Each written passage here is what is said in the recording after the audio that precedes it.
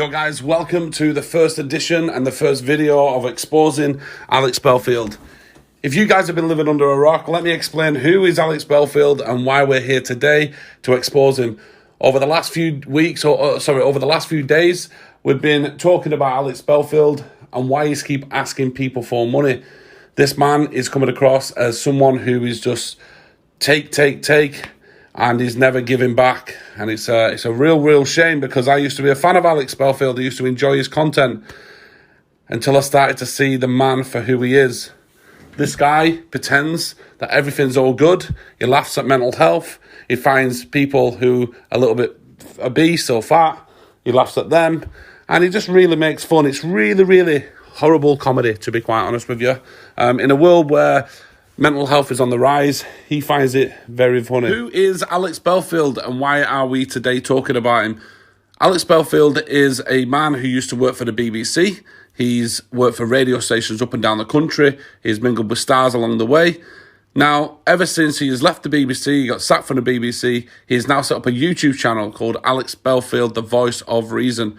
He is a man who tells us all to not read the newspapers. It's a load of garbage. He says, stop reading the Mail online, stop reading the Daily Mail. But yet he reads it to us. He'll go to the website, he'll pick an article, and he'll read us the article, but in his take. Bit of an hypocrite, if you ask me. He also talks about the jibby-jabby. He goes on about the jibby-jabber's no good. But yet, try and guess what Alex Belfield's had. He has had the jibby-jabby. Controversial, I know, but hypocrite, definitely. Alex Belfield is on a mission to sue the BBC. He has raised over £240,000 and he has give that to his barrister. The problem is the barrister is not using that money to take the BBC to court. The barrister is using that money to get Alex Belfield off 12 counts of stalking. So all these vulnerable people who have given money to Alex has now given money to Alex to take the BBC to court. Their money is now being used to help Alex get off 12 counts of stalking. Now, some people may not be bothered. That's okay. But I know there's a lot of people in Britain who have donated to Alex who are concerned. Because why not just be honest? Alex Belfield did a video asking everybody to donate just £1. He knows fine well there'll be more people donating more than £1. But he said just £1. If that was the case, Alex, my question would be, why didn't you cap it off at £1? Because you know people would be generous, and you know people have had enough of the BBC, and they're gonna donate you more money so you can really take the BBC to court. The problem is, Alex, 2 days later, after you asking for this money, for you to take the BBC to court, it came out in the media that you're getting done for 12 counts of stalking from 8 employees from the BBC. Now, this court case is going on, and it's going on until July next year. The trial starts in July next year. I know he's got another court case here in November, but in July, there is the trial. This has now gone to Crown Court, and Alex Belfield is made out as if that's where he wants it. The Magistrates' Court, in my eyes, would not deal with it because it's such a big case, and if found guilty, he will be serving prison. When Alex Belfield leaves Magistrates' Court to tell us about this, his last message was, right guys, I'm off on holiday, thank you for your money. I'm off now to East Midlands Airport. I think I need a rest. I need Majorca. I need some sunshine. I need some, sun cream because I am ginger. And what else have we got beginning with S? Sangria. I need a few glasses of that as well. We'll be back. Does that not tell you something about this man? If I was wanting to fight to fight these charges, I would put every single last penny in. I understand people need a holiday. This man didn't just go to Cornwall. He went abroad and rubbing it in all our faces while we're in lockdown. And he was telling him how wonderful life he's having. We've paid for his legal fees, but he has not been honest when asking for the money. Now getting back to the video here, as you see in front of you. This video was when I called in, because Alex Belfield does a call in every Wednesday and Sunday. This is a video of me trying to ask him a simple question, but he can't allow me to ask it. And there's many more videos like this. Guys, this is just part one of exposing Alex Belfield for what he really is. This is not born by jealousy. I am a YouTuber who highlights the corruption. I do lots of talks. I highlight the wrongdoings in our country. And I will be doing investigations into different businesses and people who are not being true to the people of Britain. Okay, guys, don't forget to subscribe. I'm going to leave you on this video now of me ringing Alex Belfield up, and listen to the way he doesn't allow me to speak. Subscribe, like, and enjoy the rest of your day. And don't forget, guys, keep smiling. See you all soon. Hello, Alex. It's me. Hello, mate. Who's that? It's Buzztex. Can we have a chat? No, not really, mate. I wish you all the best, and I'm very, very sorry what's happened to you and your family. I am very sorry what's happened to you, and I wish... I've got one question for you. I've just got one question. Yes.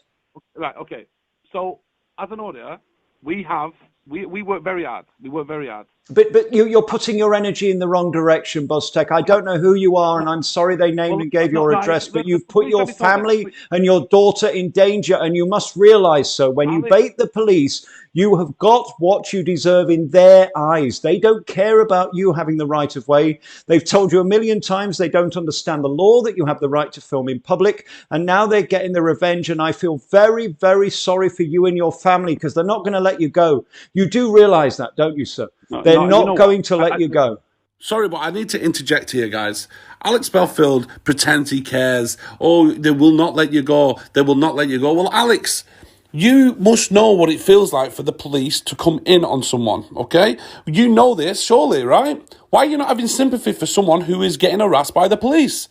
I thought that's what this is all about, Alex. You should be on my side. You know, you've just admitted that the police will not let me go. Secondly, as an auditor, I definitely do not go out there to cause trouble, okay? I have now moved into reporting just to get away from that stigma, because I feel that some auditors can have that reaction with the police. I'm not about that. What I'm about is trying to get to the bottom of the wrongdoings within the police force. I've been labelled one of the most calmest auditors there is. I don't go there with violence. I don't go there with swear words. I don't go there with attitude. I give everybody the benefit of the doubt, every officer I've ever spoken to. I go there with reports. I go there with knowledge and understanding what has gone wrong.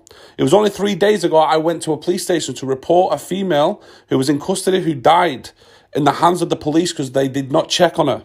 I went there to ask the police why they did not check on this female. She is now dead. Yeah, and she suffered with mental health. She had an argument with her partner.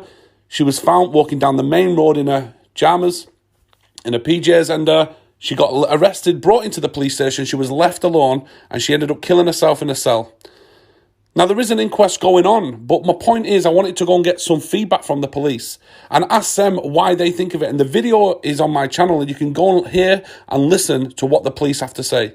And let me tell you this, Alex, the police do not respond. They do not give me any reason to believe that they care at all. So let's just, again, make it very clear. I do not go to the police stations to cause trouble for police. I go there with news, and I'm trying to highlight the news, and I report on it. That's why I've now lent into reporting, because for me, reporting is where my strong points are. I try and get to points. I try and get my point across and try and get to the bottom of it. Just like what I'm doing here right now with you, Alex. There is lots of flaws in what you have done. You've asked for lots of money. You've been given lots of money, and you are not doing anything about it except getting yourself of 12 counts of stalking. I don't know if you're innocent or guilty. I don't know.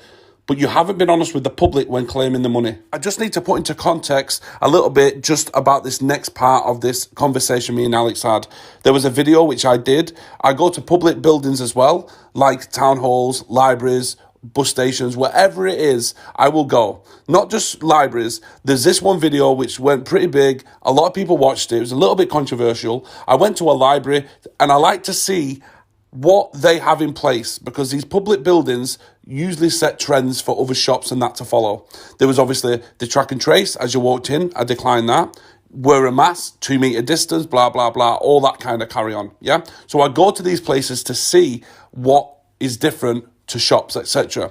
I turned up to a library one day, and this man, who was nothing to do with the conversation as I was filming, this man took it upon himself, and he looked over our shoulder and he said, "Why are you filming?" Nothing to do with him. I said, "Because I can. I'm in a public place. I'm not filming you specifically." And then he said, "I hope you die of COVID." This is what he said to me. Okay?